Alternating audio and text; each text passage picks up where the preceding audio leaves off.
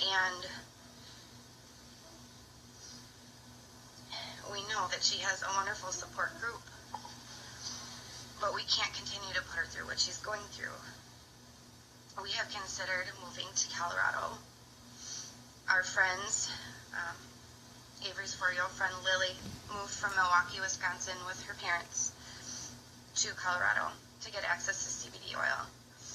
This little girl has Dravet syndrome, which is a catastrophic form of childhood epilepsy, and most children do not survive past adolescence. Lily was having hundreds of seizures per day. Before they left for Colorado, we went to go see them, and Lily literally seized in her mom's arms for 2 hours silently in her sleep. She could not talk. She could not walk afterwards. We took a trip out to Colorado to pick up our daughter's seizure alert dog, Clover, who was over there. And while we were there, we visited with Lily's family. Lily had been on the CBD oil now for about 5 weeks. Lily was running around, coming and giving us hugs, speaking in full sentences. It was a night and day difference. When we left, I cried tears of joy for them. I had to leave my job. Because Avery's seizures got too frequent and her hospital stays also got too frequent. I wouldn't trade being with her for the world, but that also means that we also have financial hardships, and that in order to move, we would have to sell most of our belongings. We own a house, so we'd have to sell the house. And my husband owns his own business, so he would have to stop that as well. Belongings. We own a house, so we'd have to sell the house. And my husband owns his own business, so he would have to stop that as well. Also, all of our family is from central Wisconsin, and central Wisconsin alone. We have such wonderful families. We would have wonderful friends waiting for us in Colorado, but no family. So now back in Wisconsin, we continue to watch Avery seize. She seized so strongly the last 2 months that she's developed an umbilical hernia. The hernia causes her pain when it's extended and when I have to push it back in. We recently saw a surgeon, and she's going to be having surgery next week to correct it because it's causing her that much pain. So epilepsy and the lack of the efficiency of the existing medications has taken away Avery's ability to socialize, learn like a typical child.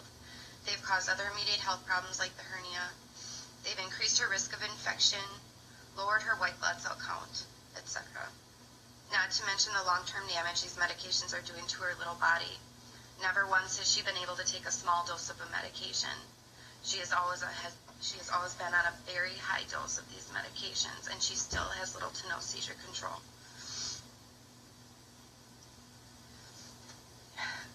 My heart aches for Avery when I think of all the awful things that could happen to her, merely because we're trying to save her.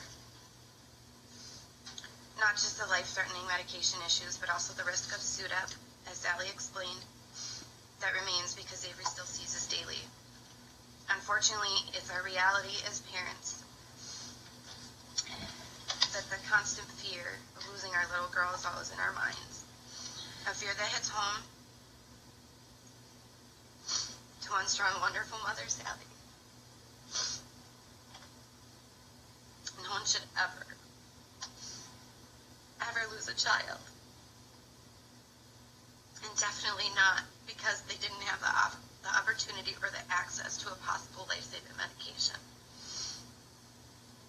After hearing success story after success story with CBD oil, and simultaneously hearing of children dying who've had no access to CBD, as I said, my husband and I have decided that if Avery's new medication cocktail does not work and CBD is not legalized within the next 6 months in Wisconsin, we have to make the hard decision to leave.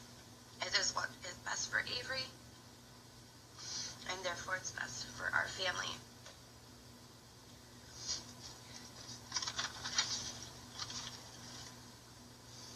What I truly do not understand is how CBD oil, something that cannot harm nor kill my child is not legal, yet the medications that knowingly cause death are.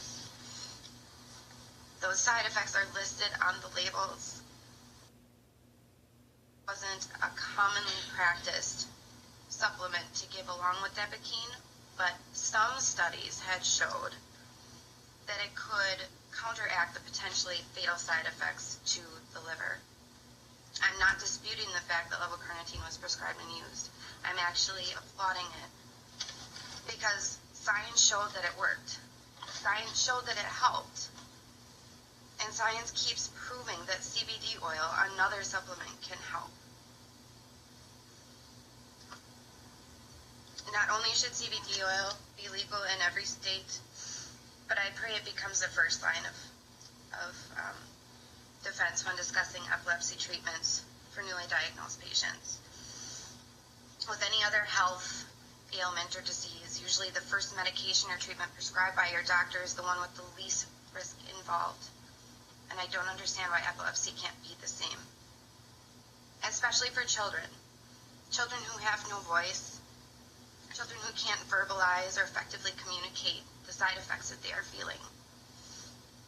Avery is slightly verbal but very delayed, and she isn't able to accurately tell me or consistently tell me what is bothering her. I'm constantly worrying that I could be missing something that could cause her, ultimately her life.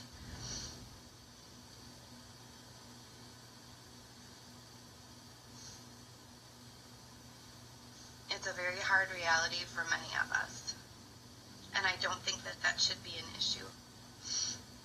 At least adults have the ability to call their doctor and say, I'm just not feeling right. My stomach hurts. I think my medication could be causing something, but our children don't have that voice. One of my favorite things to say to Avery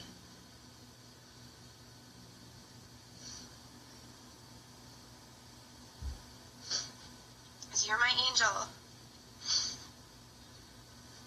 sent from heaven up above, here on earth, to bring me all your love.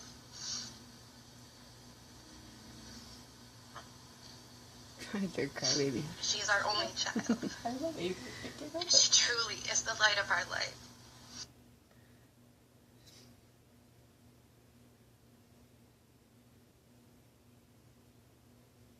Your energy broke the computer feed.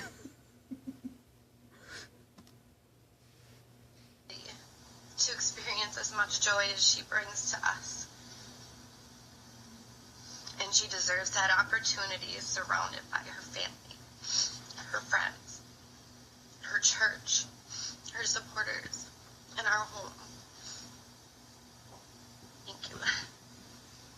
Thank you, Heather. I just have one question that I'd like to ask you. You said, quote, CBD will not harm or kill my child. You've done some research on CBD oil. Are you aware of any situations where CBD oil was used and it had an immediate negative impact?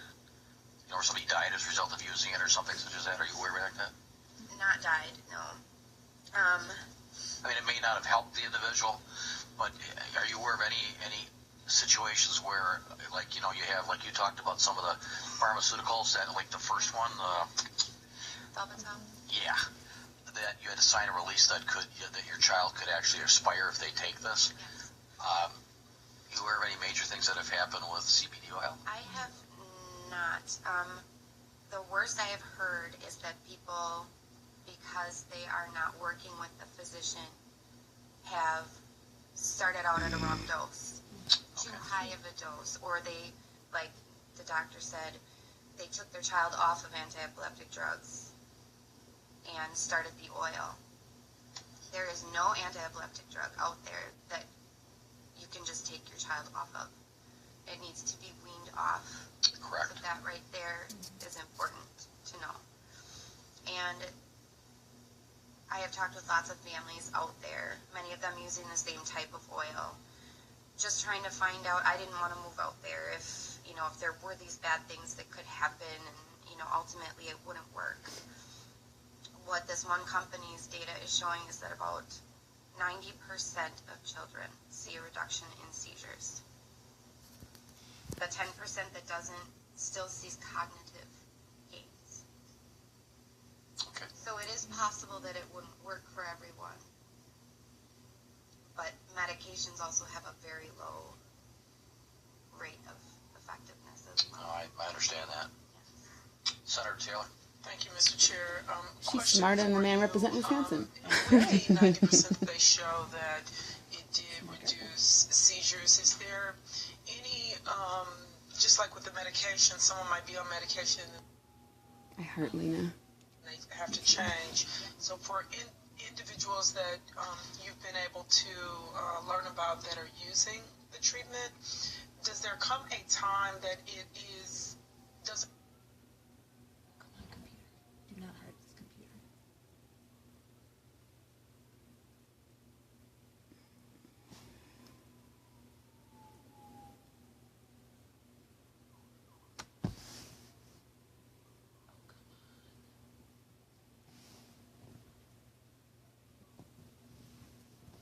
I really want to hear a question. I like her. There are doctors involved. So if it is legalized, doctors can research this information. They can talk to companies who are creating it. They can make sure that their patients are taking good quality oils and not just getting something off the internet. Because that's what people are doing, and you don't know what's in it. That's understandable.